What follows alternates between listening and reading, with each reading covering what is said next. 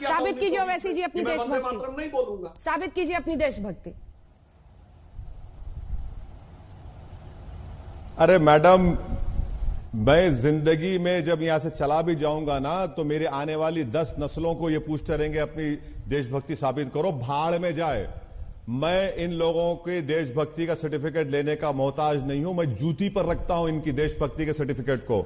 मैं भारत का वफादार हूं और रहूंगा इंशाअल्लाह ताला। अब रहा सवाल कि ये मुसलमान जिन्ना सुधार, क्या कितने मुसलमानों ने वोट दिया था मुस्लिम लीग को? क्या यूनिवर्सल सफरेज था जब कि हर कोई मुसलमान वोट दे सकता था? वोट डालने का मियार था जो जमींदार थे, जो नवाब थे, जिनके पास इतनी आमदनी का हिस्सा था। सुधांशु जी, उन्हीं लोगों ने वोट दिया और वो पाकिस्तान चले गए। ये आप क्यों नहीं बताते बार बार? ये आप हिस्ट्री को आधा चाप लेते हैं और आधा बताते हैं। अगर मुसलमानों को इख्तियार होता तो कोई साथ नहीं देता था जीना का, जब वोट डालने का इख्तियार ही नहीं था।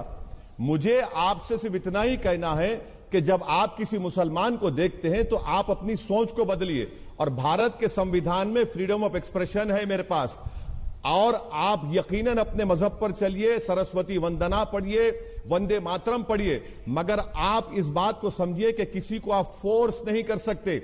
जहां पर नेशनल एंथम का मामला आएगा हम खड़े रहेंगे। जहां पर मेरे बाजू अगर कोई खड़े होकर बोलेगा भारत माता, मैं उसकी इज्जत करूंगा।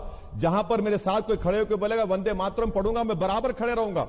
मगर अगर आप ये बोलेंगे कि नेशनल एंथम से हटके हम आपके गले पे रख देंगे, आप गरिए क्यों करेंगे? फ्रीडम ऑफ एक्सप्रेशन नहीं है भारत में? खत्म हो गया क्या?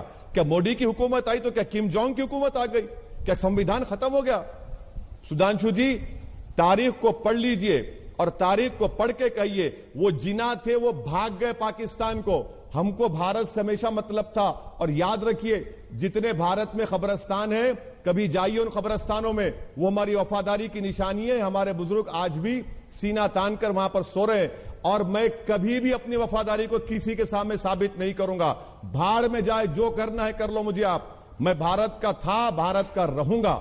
मुझे किसी की सर्टिफिकेट की जरूरत नहीं है। ये कब तक देंगे? कि आप दुकान खोल के बैठे हैं? आप नेशनलिज्म का सर्टिफिकेट देंगे, कांग्रेस सेकुलरिज्म का देगी?